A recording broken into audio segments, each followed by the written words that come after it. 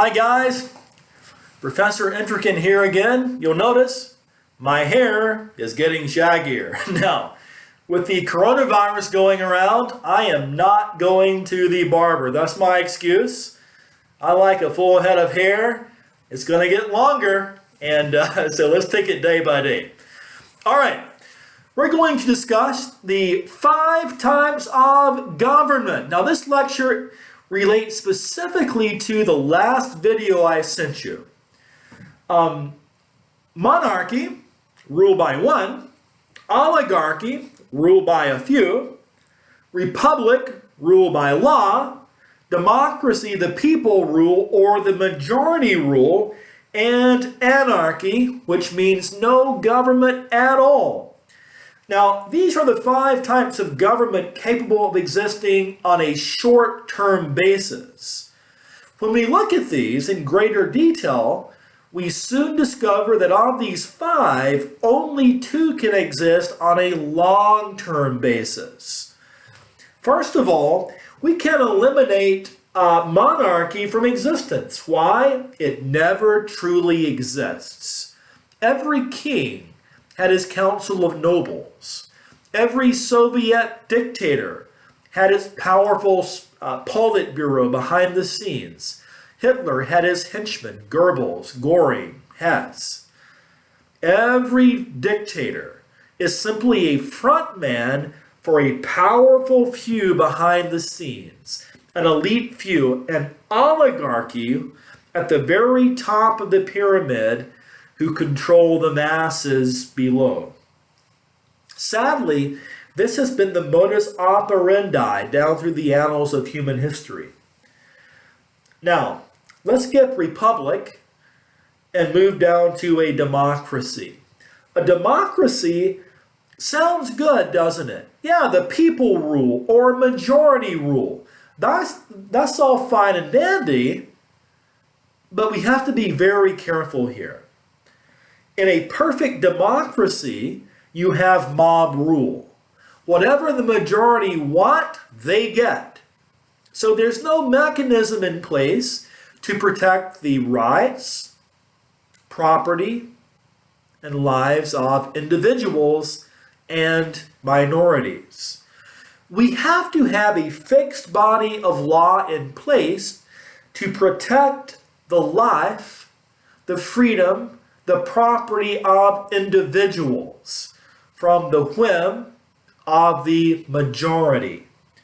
You see, without a fixed body of law that protects individuals from government, a democracy soon collapses into tyranny. So we can eliminate democracy from existence, unless that democracy is safeguarded by a fixed body of law, such as our democracy. We are not a democracy in the United States. Rather, we are a constitutional republic.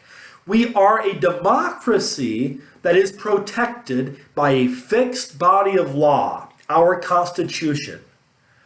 And so, as an American citizen, your best friend on earth is your Constitution. Specifically, the first 10 amendments to the Constitution, which in reality are limitations on the power of government.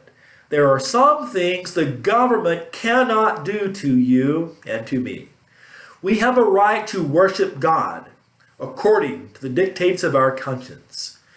We have a right to assemble together, the right to keep and bear arms, the right against self-incrimination, the right to remain silent.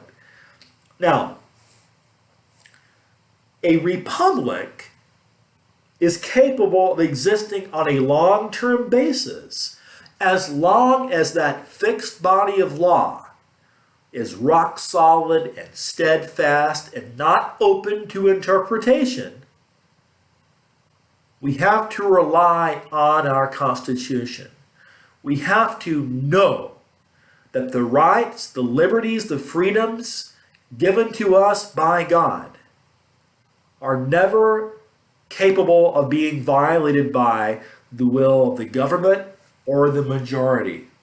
Now, an anarchy certainly doesn't last long at all, does it? No, without government, we have absolutely no means of enforcing law. It was Hobbes who said, in the absence of law, life is nasty, brutish, and short. We have to put away the bad guys. We have to enforce property rights and care for needed infrastructure. Okay, so we see that of these 5 types of government, we have a choice to make. Do we keep our republic, or do we give up our republic and return to oligarchical rule? A rule by an elite few who dominate those below them. If we don't preserve our republic, then really bad things happen very quickly. This relates specifically to economics. In seeing that there are 2 long-term types of government systems, we have a choice. We have a choice between competitive free enterprise or monopolistic state control. And that is what the next video will be about.